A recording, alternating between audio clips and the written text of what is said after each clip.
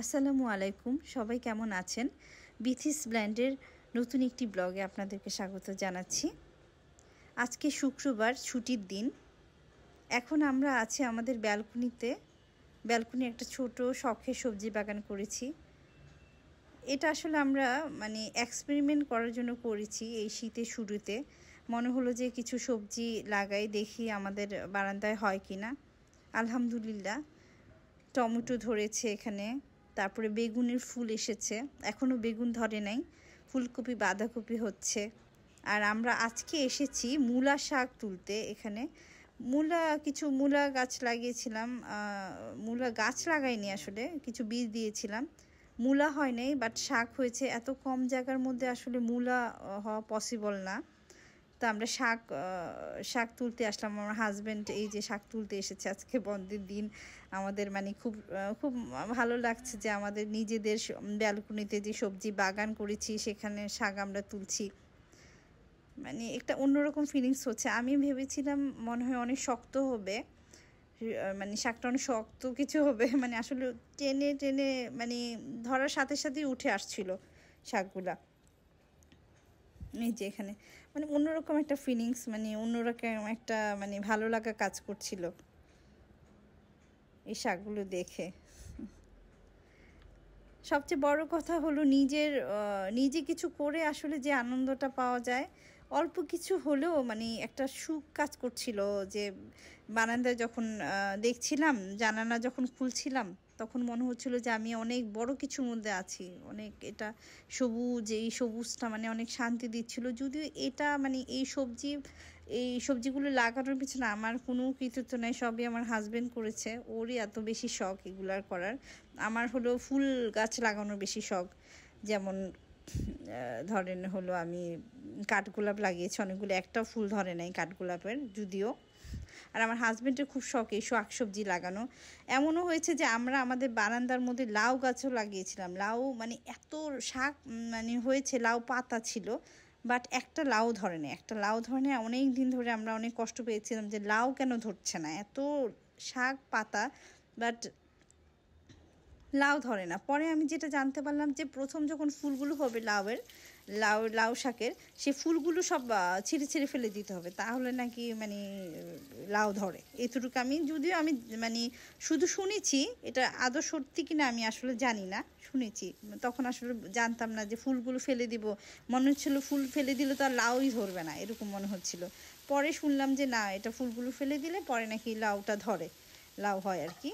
তবে আমরা লাউ শাক খেয়েছিলাম, বাট লাউ খেতে পারিনি, এটা আমার অনেক কষ্ট ছিল। এখনও আমাদের প্ল্যানিং আছে যে যদি পারি একটা লাউ গাছ লাগাবো। আর এই যে ছুটির দিনে আজকে খুব বেশি আয়োজন নাই আমাদের, খুব সিম্পল রান্না করছি আজকে, কারণ আমাদের বড় মেয়ে ফিল্ড ট্রিপে গিয়েছি স্কুল থেকে, আর ছোট দুইজন খেলাধুলা করছে। শোল মাছ ভাজি করছি, শোল মাছ দিয়ে টমেটো দিয়ে রান্না করব। আর সবজি ভাজি, শীতকালীন সবজি দিয়ে সবজি ভাজি, এটা একটা অন্যরকম একটা মজা। যদিও এই সবজিটা দেখলে আমার নানু বাড়ির কথা মনে পড়ে যায়। নানু বাড়িতে যখন এই ডিসেম্বর মাসে যেতাম, তখন আমরা এই সবজিটা প্রচুর খেতাম সকালবেলা নাস্তায় রুটির সাথে খেতে। এখন নানু নাই আসলে, ওই জিনিসটা ওই সবগুলো আসলে এখন ওই স্মৃতিগুলি শুধু মনে পড়ে। এই ডিসেম্বর মাস আসলেই যেটা মনে হয় যে স্মৃতির মাস, সারাক্ষণ মনে হয় যে ওই বাচ্চাদের যখন স্কুল বন্ধ হয় তখন ওই সময়টার মধ্যে না এক ধরনের আবেগ কাজ করে। নিজেরাও মনে হচ্ছে ফ্রি, অনেকগুলো মনে হচ্ছে এটা সেটা অনেক কিছু করে ফেলবো, বেড়ানো ঘোরা, এই আর কি। নানু বাড়ি দাদু বাড়ি যাওয়ার যে মজাটা আর কি, ওই ফিলিংসটা ওই সময় আসলে শীতের মধ্যে সব কিছুই অন্যরকম। সব কিছু খেতে মজা, ঘুরতে মজা, এই আর কি, আনন্দ লাগে। আমাদের বাচ্চারাও দেখা যাচ্ছে কি খুব দাদু বাড়িতে যাওয়ার জন্য খুব খুব খুব বলছে দাদু বাসা যাব। এখন ইনশাল্লাহ ইচ্ছা আছে, ইনশাল্লাহ দেখি। আর হলে এই যে বাচ্চারা এখানে ছবি আঁকছে, আমি রান্না করছি, আর ওরা তো দেখা যাচ্ছে আমার কাছে বারবার আসছে রান্নাঘরে। আমি রান্না করলে ওরা বারবার আসে, মার খোঁজ খবর নেয় যে কি করছে মা। আর যদি চিকেন রান্না হয় তখন বেশি খুশি হয়, মা তুমি কি করছো, হ্যাঁ গন্ধ পাচ্ছি, মা কখন শেষ হবে রান্না। আর হলো এখন আজকে আবার ওইরকমভাবে কমই যাচ্ছে। তারপর ওদেরকে বসিয়ে দিলাম যে ছবি আঁকো তোমরা।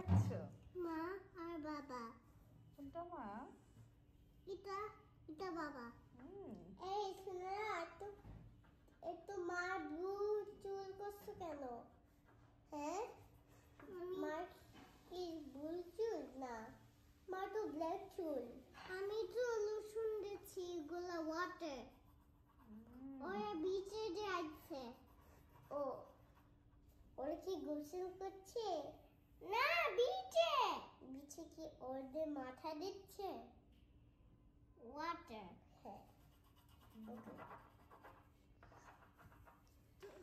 এটা নাকি পরিষ্কার মা এটা পরিষ্কার না এটা ফ্ল্যাগ এটা একটা ফ্ল্যাগ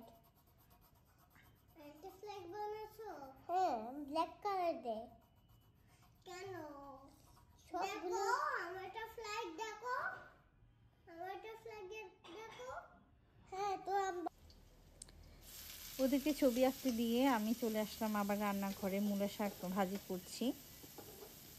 আজকে তো বড় মেয়ে নাই, বড় মেয়ে ফিল্ড ট্রিপে গিয়েছি স্কুল থেকে সোনারগাঁ পানামনগর। ওখানে দুপুরে খাওয়া দাওয়া করে আসবে, ওদের লাঞ্চ দিবে।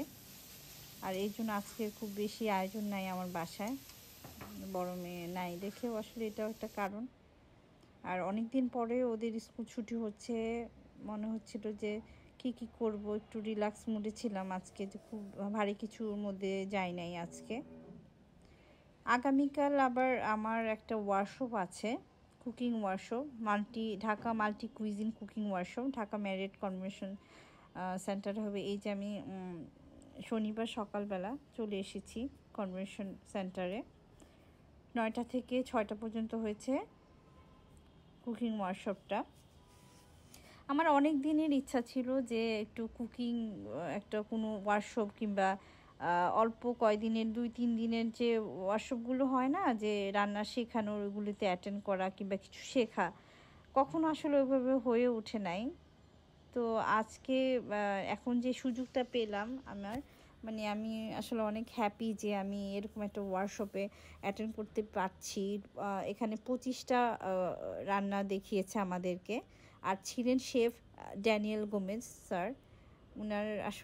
ওনার শো তো অনেক ভালো লাগে, টিভিতে ওনার প্রোগ্রাম হয়, প্লাস ওনার সামনে থেকে ওনার রান্না, অনেক টিপস শেখা, ট্রিক্স জানা, এটা আসলেই আমার কাছে অনেক ভালো লেগেছে। সবাই অনেক চমৎকার ছিল প্রোগ্রামটা। কয়েকজন মানুষের সাথে আমার পরিচয়ও হয়েছে। তারা অনেকে অনেক বিজি এবং অনেক এত ভালো করছে সবাই। আর রান্নাটাকে আসলে মানুষ এখন অন্যভাবে দেখে, এটা তো সবাই আমরা জানি। আর এখন আমরা যারা বাসায় রান্না করি তাদেরও মনে হচ্ছে অনেক কিছু শেখার তো অবশ্যই আছে, অনেক ডিফারেন্ট কিছু। বাচ্চারা যেমন অনেক কিছু এখন অনেক আবদার করে যে এটা না ওইটা না, তারা অনেক বেশি জানে টিভি দেখে। আমার কাছেও এটা সেটা খেতে চায়। দেখা যায় যে এটাও একটা আবদার পূরণ করা। বাইরের কেনা খাবার থেকে বাসায় রান্না করে দেওয়াটা আমি সবসময়ই আমি প্রেফার করি। কষ্ট হোক, তারপরে ভালো খাবারটা ওরা খাক।